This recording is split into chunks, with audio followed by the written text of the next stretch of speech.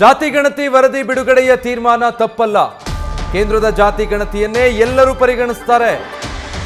ವರದಿ ಸಚಿವ ಸಂಪುಟದ ಮುಂದೆ ಬಂದು ಚರ್ಚೆಯಾಗಲಿ ಅಂತ ಬೆಂಗಳೂರಲ್ಲಿ ಗೃಹ ಸಚಿವ ಡಾಕ್ಟರ್ ಜಿ ಪರಮೇಶ್ವರ್ ಹೇಳಿಕೆ ಕೊಟ್ಟಿದ್ದಾರೆ.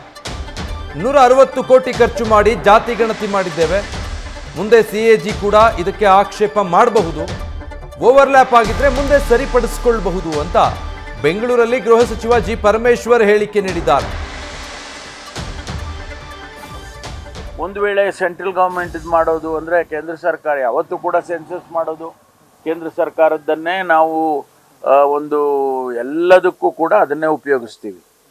ಯಾವಾಗಲೂ ಸೆನ್ಸಸ್ಸನ್ನು ನಾವು ಕೇಂದ್ರ ಸರ್ಕಾರ ಮಾಡುವಂಥ ಸೆನ್ಸಸ್ಸನ್ನೇ ಎಲ್ಲರೂ ಇಡೀ ಪ್ರಪಂಚದಲ್ಲೇ ವರ್ಲ್ಡ್ ಬ್ಯಾಂಕ್ ಇರ್ಬೋದು, IMF ಇರ್ಬೋದು, ಅವರೆಲ್ಲರೂ ಕೂಡ ಅದನ್ನೇ ಉಪಯೋಗಿಸ್ತಾರೆ. ನಾವು ಅದನ್ನೇ ಉಪಯೋಗಿಸ್ತೀವಿ. ಲಿಂಗಾಯತ ಮತ್ತೆ ಒಕ್ಕಲಿಗ ಸ್ವಾಮೀಜಿಗಳ ಜೊತೆಗೆ ಸೇರಿದಂತೆ ಕಾಂಗ್ರೆಸ್ನ ನಾಯಕರುಗಳು ಒಳಗೊಂಡಂತೆ ವಿರೋಧ ವ್ಯಕ್ತಪಡಿಸಿದ್ರು ಸರ್.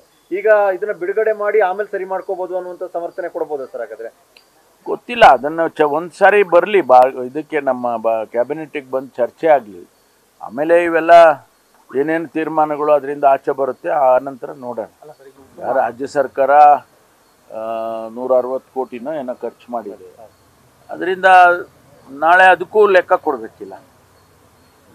ಅದರಿಂದ ಈ ನಾಳೆ CAGನವರು ಕಮೆಂಟ್ ಮಾಡ್ತಾರೆ, ನೀವು 160 ಕೋಟಿ ಖರ್ಚು ಮಾಡಿದ್ದೀರಿ, ಹೆಂಗೆ ಇದು ಒಂದು ವರದಿನೇ ಬಿಡುಗಡೆ ಆಗಿಲ್ಲ ಅಂತ ಹೇಳ್ಬೋದಲ್ಲ. ಅದಕ್ಕೆ ಅದನ್ನು ಗಮನದಲ್ಲಿಟ್ಕೊಂಡೇ ಮಾಡಬೇಕಾಗುತ್ತೆ.